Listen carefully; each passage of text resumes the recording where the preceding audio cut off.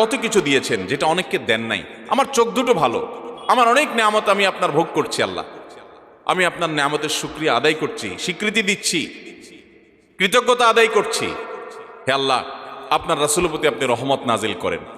আপনি যদি লম্বা চড়া বিস্তারিত না বলতে পারেন, আপনি সূরা ফাতিহাটা পড়েন, আলহামদুলিল্লাহ রাব্বিল, আল্লাহর প্রশংসা সেখানে হয়ে গেছে, আলহামদুলিল্লাহ রাব্বিল আলামিন পড়েন, দুরূদ শরীফ পড়েন, বাস।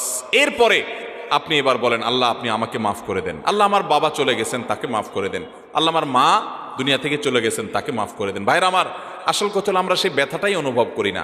আপনার মৃত আত্মীয় স্বজনের জন্য যদি আপনার সেই ফিলিংস কাজ করতো তো চোখের পানি ফেল ফেল ফেল করে আসতো।